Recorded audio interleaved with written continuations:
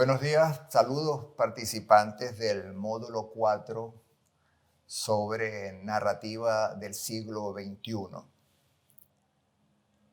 Como se sabe, la narrativa está mucho más ligada a la realidad, directamente ligada a la realidad, en comparación, por ejemplo, con la poesía. De tal manera que es difícil abordar el texto narrativo y en un caso más específico la novela, prescindiendo de sus relaciones con lo real. Pero es que además, en el caso de la narrativa venezolana del siglo XXI, esa relación es absolutamente evidente, persistente y constante. Y tiene que ver con el proceso político venezolano de las últimas 2 décadas. Negar eso o intentar abordar esa narrativa sin enfocarse en el asunto político sería cuando menos hipócrita. De tal manera que si vamos a abordar la literatura, la narrativa del siglo XXI, necesariamente tenemos que meternos en ese mar cenagoso de la política. Y digo cenagoso porque, por supuesto, allí están involucradas distintas visiones del país, distintas visiones del proceso político, y no necesariamente podemos juzgar o evaluar esos textos literarios desde la perspectiva de acertado o equivocado, que es más o menos cómo se enjuicia, cómo se juzga el panorama político en la realidad real. Así que esta sería un intento de responder inicialmente a una pregunta que sería: ¿en qué contexto se escribe en Venezuela? Pues se escribe en un contexto álgidamente político, se escribe en un contexto de altísima polarización, donde los narradores, muchos de ellos, no todos, por supuesto, y en este módulo tampoco estamos pensando en que vamos a hacer una especie de panorámica extensiva de lo que es la narrativa del siglo XXI, sino que vamos a tomar algunos textos como referente, como ejemplos, ¿no? Pero decía que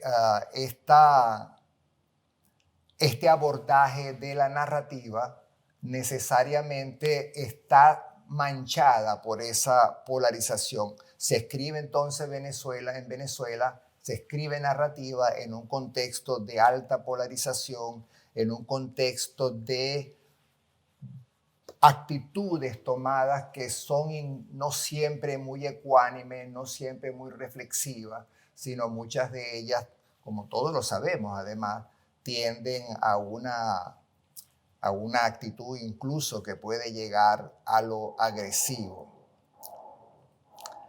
De tal manera que la narrativa, que como sabemos está siempre indisolublemente ligada al entorno, a los valores, a las tradiciones, a las costumbres, a la historia, en este caso, tiene además un enfoque muy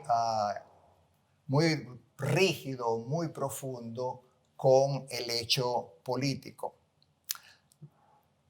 Y bueno, hay por supuesto distintas modalidades de abordar lo político, pero el asunto es que la realidad, lo político, es inevitable, no importa cuáles son las estrategias. Se puede llegar incluso a pensar en literatura fantástica, pero una lectura adecuada siempre va a encontrar relaciones con el mundo real en el cual esa obra surge. De hecho, la imaginación está necesariamente atada a la realidad. No podemos imaginar más allá de lo que somos, más allá del contexto en el que vivimos, más allá de la información que manejamos y de la historia que conocemos. Hay una frase que a mí me gusta mucho de Jorge Luis Borges que ejemplifica esto.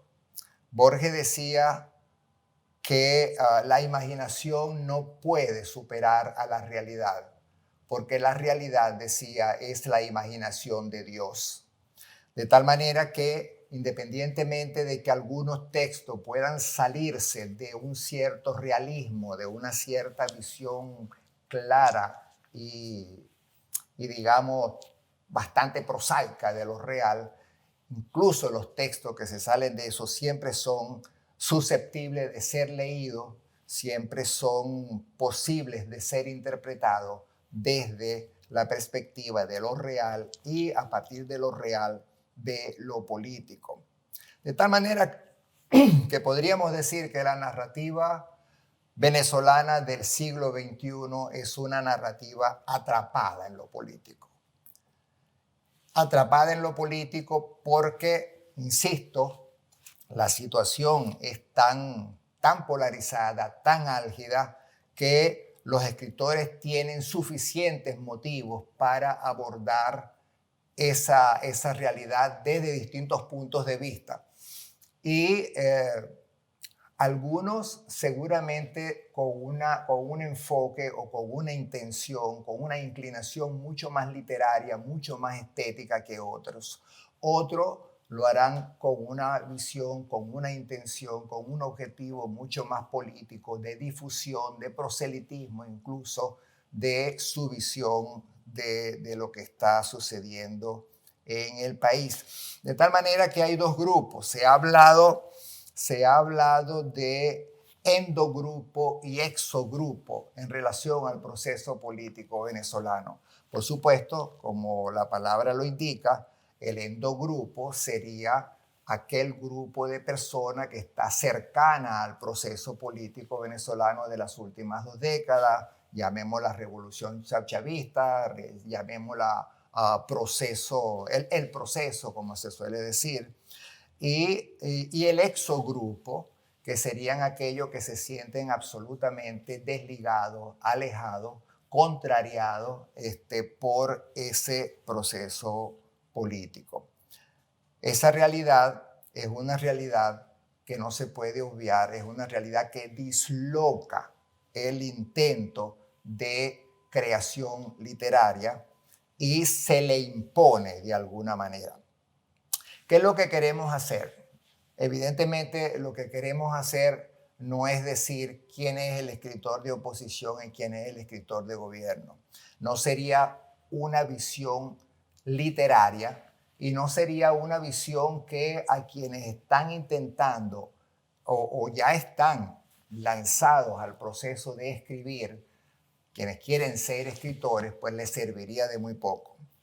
Lo que queremos en todo caso, el objetivo de este módulo sería intentar descubrir cuáles son las estrategias escriturarias, cuáles son las estrategias literarias discursivas a través de las cuales cada escritor intenta mostrar, hacer evidente, hacer lo más obvio posible su visión de lo político y hasta qué punto esas estrategias se mantienen dentro del campo de lo estrictamente literario y logran, digamos, un discurso estético, o hasta qué punto son estrategias que se acercan más al discurso político, al proselitismo, en algunos casos incluso al panfleto.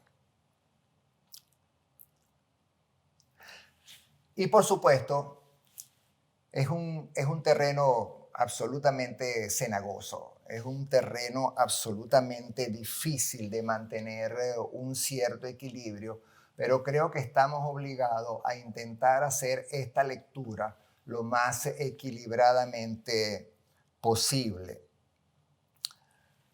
De tal manera que intentaré, y creo que sería bueno que como equipo lo intentáramos, porque ustedes van a estar leyendo las obras también, intentaremos en principio no hacer juicios de valor sobre los textos literarios.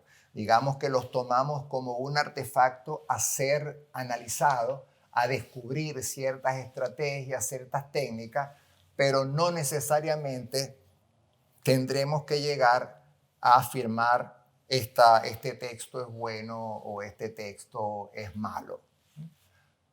porque sería muy complicado y en este ambiente de polarización política del que estamos hablando, sería muy subjetivo. De tal manera, ya el análisis mismo, incluso de las estrategias, uno de mis temores es que resulte muy subjetivo, que no resulte lo suficientemente objetivo. Pero bueno, ese es el riesgo que vamos a tomar. Por supuesto, el tipo de reflejo, ya lo dije, pero el tipo de reflejo que vamos a encontrar son dos. O es un tipo de reflejo que intenta denigrar, despotricar, hablar mal, denunciar, acusar la experiencia política venezolana reciente, y está, por supuesto, la de la otra, la contraria, la que intenta construir una visión, una panorámica de este proceso a favor, justificándolo, uh, uh, entendiendo, así, tratando de convencer a los lectores que se trata de una experiencia legítima, de una experiencia de cambio, de una experiencia revolucionaria. Miguel Gómez, por ejemplo, ha hablado desde la primera perspectiva de fábulas del deterioro. Es decir, sería una novelística, una narrativa, incluiremos algunos cuentos también en esto, que ven todo el proceso político reciente como la debacle del país, como una ruptura de un hilo democrático que aunque imperfecto venía siendo vigente en el país, de una situación económica boyante de acuerdo a algunos, o bueno, o tolerablemente positiva de acuerdo a otros. Y todo eso pues se habría ido por el desaguadero, y de allí la concepción de las fábulas del deterioro, la idea de denominar esto como las fábulas del deterioro.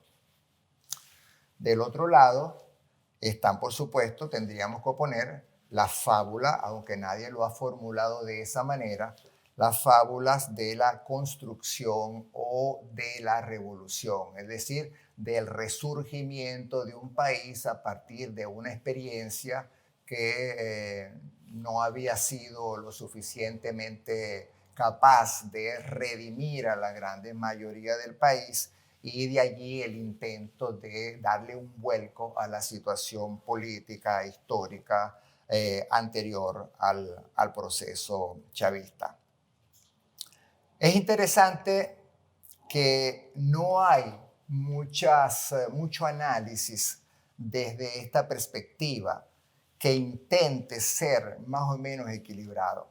Si uno se pone a leer, a investigar, a leer artículos que se han publicado, la mayoría, hay que decirlo, está escrita desde la perspectiva de quienes se oponen políticamente al proceso político actual en Venezuela. Y además está hecho, por supuesto, con una posición tomada muy definida, es decir, no hay el intento de integrar al otro. Hay que decirlo que de ninguno de los dos lados realmente, ¿no? Por eso decía que el intento de que mantengamos un equilibrio, de que seamos capaces de leer todos los textos, tanto los que están a favor de lo que cada uno de nosotros crea como los que están en contra, e incluso intentar encontrar en los que no son los que coinciden con nuestra visión, intentar encontrar valores literarios. Yo tengo que adelantar que las novelas que vamos a leer aquí, todas ellas me parecen novelas literariamente válidas, independientemente de la visión política que estén proyectando. Y sea como sea, son textos que forman parte del bagaje literario nacional y hay que leerlas y aceptarlas como tal por mucho ojo crítico que justificadamente podamos aplicarle. Hay una sola persona que ha intentado hasta cierto punto hacer una lectura bastante equilibrada de lo que está sucediendo en la narrativa venezolana. Esa persona ha sido Carlos Sandoval.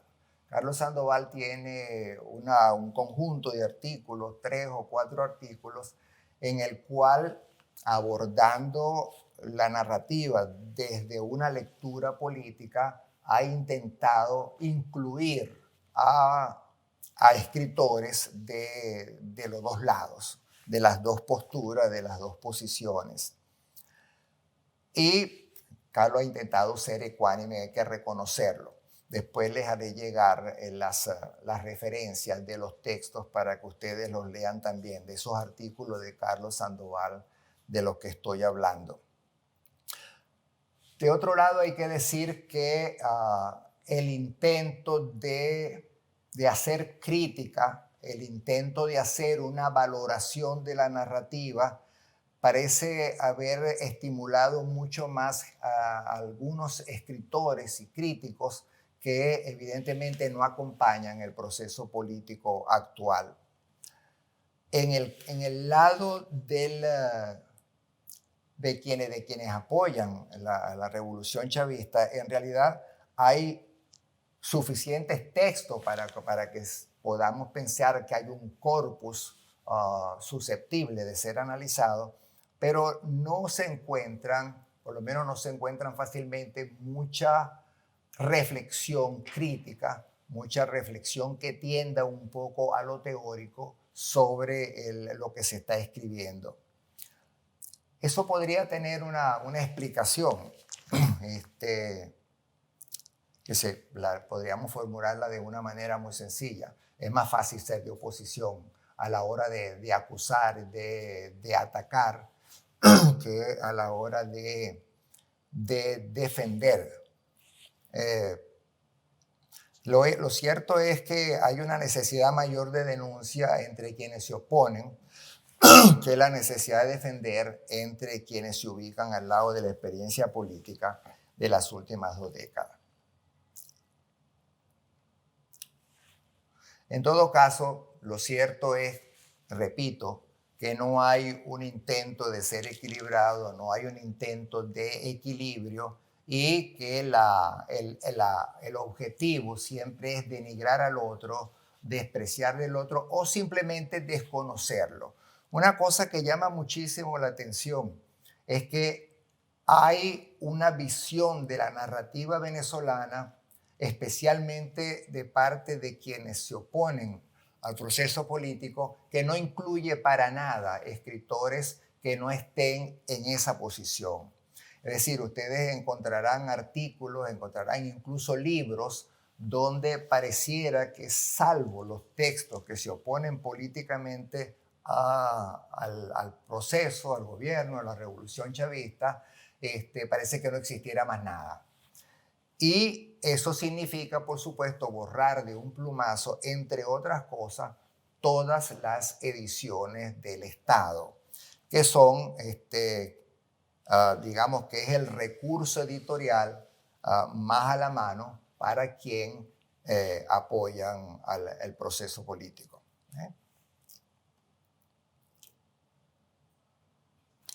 Bien, algunas características de esta narrativa.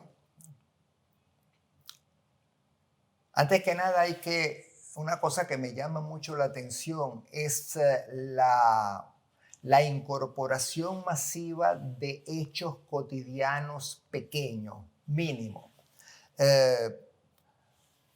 La experiencia del día a día, experiencia de la vivencia de comunidad en un edificio, de la asociación con una calle, con un conjunto residencial, pero siempre es una cosa limitada.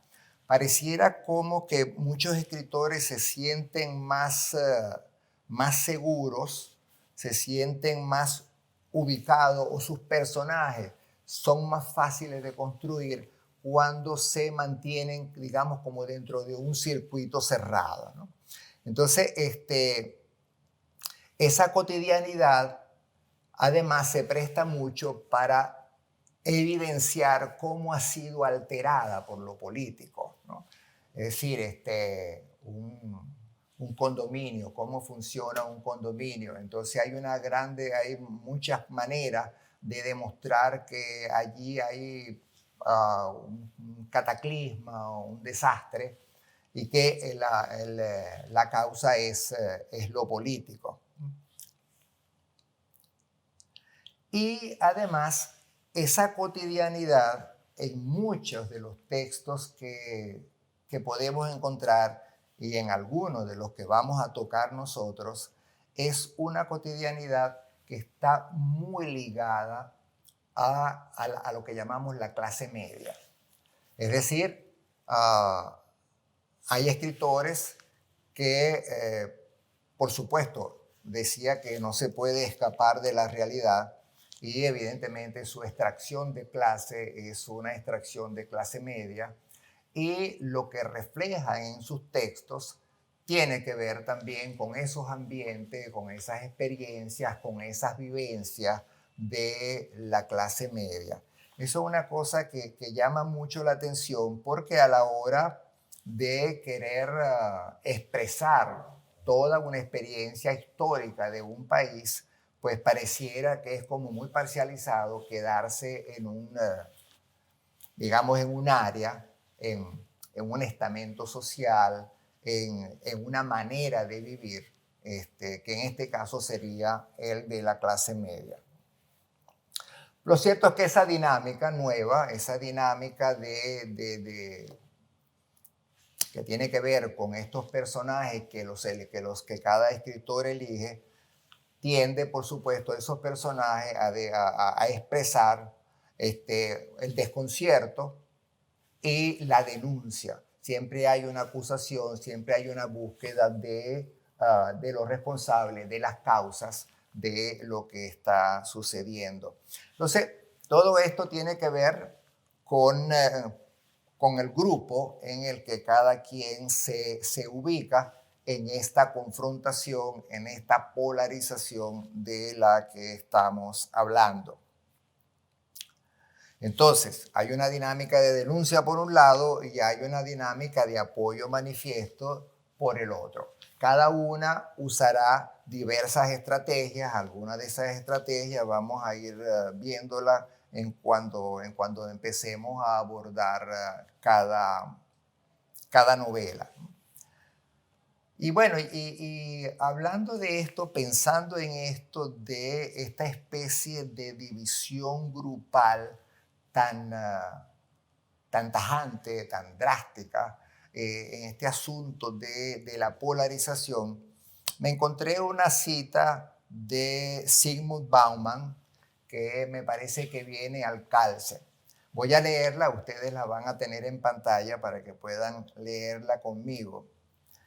Bauman habla del neotribalismo y dice así: albergar una idea que nadie más comparte es una audacia halagadora y estimulante, pero se acerca demasiado a la locura para una tranquilidad espiritual concreta. Una idea compartida, por el contrario, promete un refugio, una comunidad, una hermandad ideológica, fraternidad de destino o misión. La tentación de compartir puede abrumar. A la larga es difícil resistirla. Puede expresarse en la derrota o puede expresarse en la agresión. Entonces, fíjense, asociemos esto un poco con el proceso de creación literaria y con lo que hemos venido diciendo de no tomar posiciones y además de la obligación que tiene la literatura, que tiene la novela, de ser capaz realmente de captar la realidad en su complejidad, en su profundidad, en en la cantidad de elementos que la componen, en la cantidad de pensamientos, en la cantidad de psicología en cada uno de los personajes. Eso se acercaría a a lo que Bauman llama una idea que es una audacia halagadora, una idea que nadie más comparte. Es una audacia halagadora y estimulante, pero se acerca demasiado a la locura para una tranquilidad espiritual concreta. Pues yo creo que el escritor auténtico, el escritor que no se deja orientar por sus propios deseos, por sus propias creencias, sino que realmente es capaz de reconstruir la realidad a través de sus personajes y dotar a esos personajes de una psicología lo suficientemente profunda y compleja como para que incluso contradigan el propio pensamiento del escritor, se asocia con esa audacia halagadora y estimulante, pero que se acerca demasiado a la locura, como dice Bauman. Lo otro es una idea compartida, una idea que nos hace sentir que pertenecemos a un grupo, que estamos en cierta forma asociados y protegidos por el grupo, y que es lo que Bauman llama el neotribalismo. Y bien, en este intento de reflejo de la realidad que hemos venido hablando que sucede en nuestra narrativa, yo he esquematizado algunas de las opciones que los escritores tienen. Ustedes van a tener estas opciones, este pequeño esquema, también en su pantalla. Entonces, la primera sería la incorporación de lo político con una perspectiva de disenso. Es decir, yo me distancio del proceso político, yo me distancio de la realidad que quiero reflejar y establezco una conciencia crítica, una visión crítica, unos personajes que manifiestan permanentemente su descontento con relación a esa realidad y eso va a dar como resultado final seguramente la transmisión de un mensaje para que mis lectores de una manera o de otra terminen compartiendo mi visión de lo real. La segunda posibilidad, por supuesto, es la incorporación de lo político con una mirada que se quiere objetiva, sin involucrarse directamente o intentando involucrarse directamente, abiertamente. Ya dijimos que en realidad no es posible. La narrativa siempre refleja su contexto de una manera o de otra, quiéralo o no el escritor. Es decir, repito la idea de que estamos atrapados. Pero bien, hay escritores que intentan, a pesar de que tienen una conciencia clara de su visión de lo político, y es una cosa que sucede hoy, es difícil encontrar o pensar en un escritor contemporáneo venezolano que no solamente al escribir involucre un cierto análisis, un cierto manejo de la realidad política, sino que él como personaje, como ente social, no sea al mismo tiempo un ente activo en la promulgación y en la propagación de su visión política. Pero a pesar de eso, repito, hay algunos escritores que hacen un esfuerzo mayor para que la plasmación de su visión política no sea tan evidente, para intentar que los elementos estrictamente literarios de su texto sean los que priven y que, bueno, que lo demás se filtre en la mirada del lector de una manera, digamos, un poco como no queriéndolo, como si fuera como si no fuera una propuesta intencional, sino que simplemente está allí y sucede en el texto literario. La tercera opción sería la mirada del arrepentimiento. ¿Qué es la mirada del arrepentimiento? Tenemos experiencias literarias en Venezuela en los últimos años en los cuales un escritor inicialmente afecto al proceso político chavista pasa el tiempo por las razones que sea, que su mentalidad cambia, su visión del país cambia, se vuelve crítica, se vuelve se pone en desacuerdo con lo que está sucediendo. Y entonces hay escritores que han escrito, dos obras políticamente situadas, casi polarizadas entre las mismas obras. Porque, repito, en algún momento estuvieron de acuerdo con la experiencia política que estaban viviendo y en otro momento simplemente, pues nada, su conciencia, su experiencia, su reflexión los llevó a cambiar y escribieron luego desde una perspectiva contraria. Eso ha sucedido, repito, con más de un escritor en más de una ocasión. Después viene la postura de apoyo, por supuesto.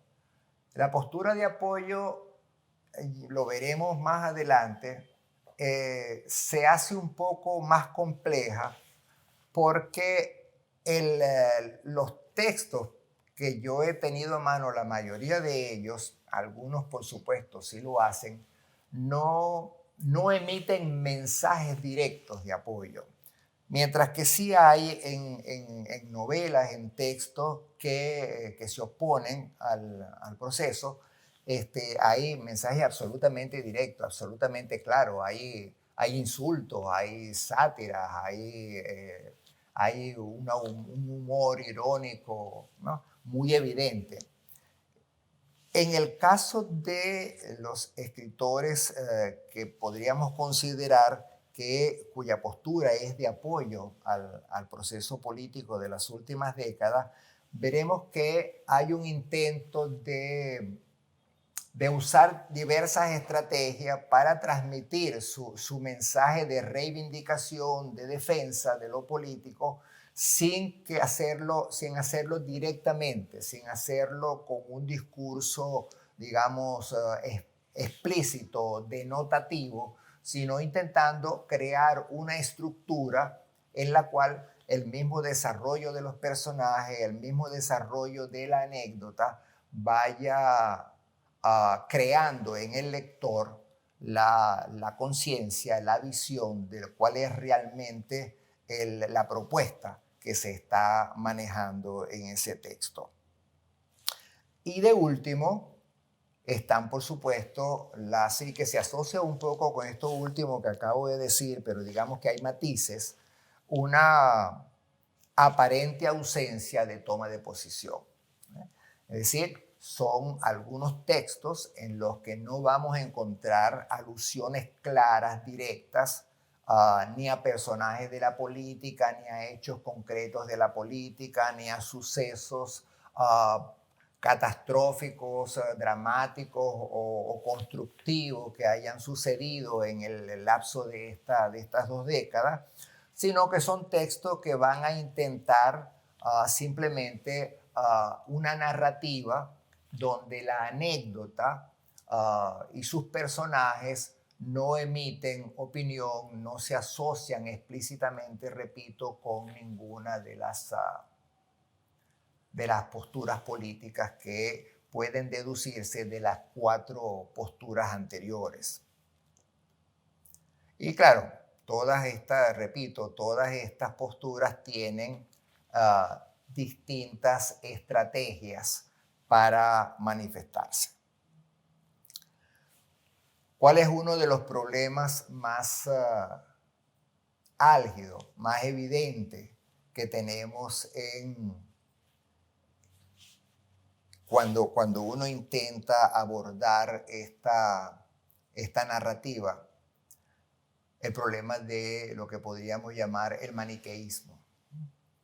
El maniqueísmo, esa actitud de definir las cosas entre dos polos opuestos absolutamente tajantes, sin matices, sin variaciones, sin acercamientos posibles. Y es muy claro en ciertas novelas y es mucho más claro en el juicio, en la valoración de esa narrativa.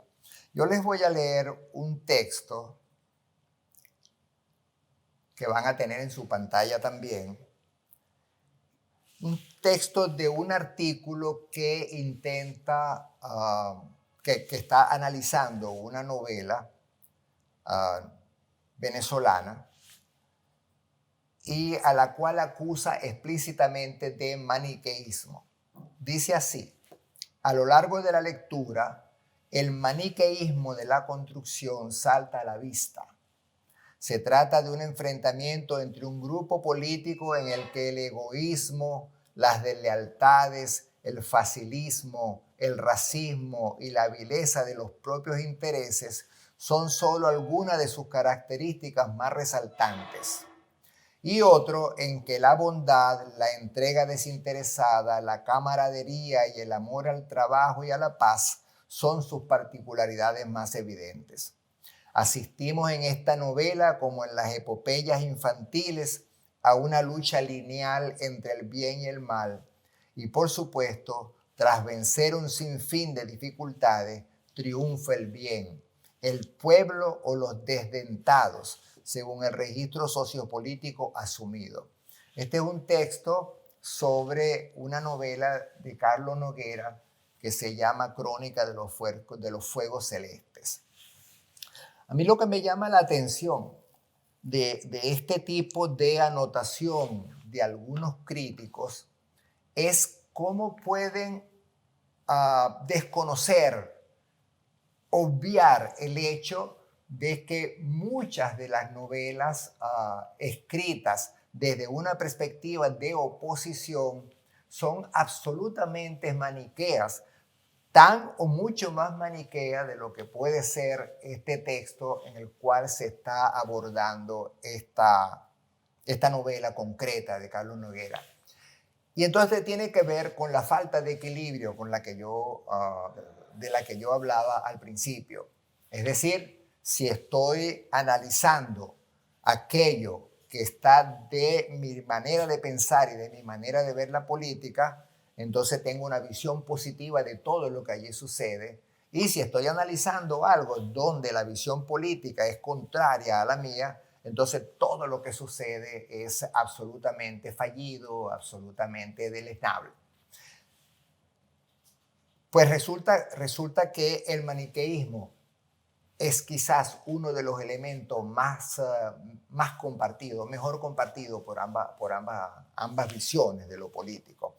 Y es lo que, repito, nosotros vamos a intentar evitar en estas conversaciones que vamos a tener a lo largo de este módulo. Dejemos pues hasta aquí esta visión un poco de cómo vamos a abordar la narrativa y pensemos un poco en el esfuerzo que se necesita para hacer una lectura ecuánime, una lectura equilibrada, una lectura que tienda a buscar las estrategias literarias y su valor en cuanto a literatura, independientemente de que el contenido sea un material tan álgido y tan volátil en este momento como el hecho político. Bien.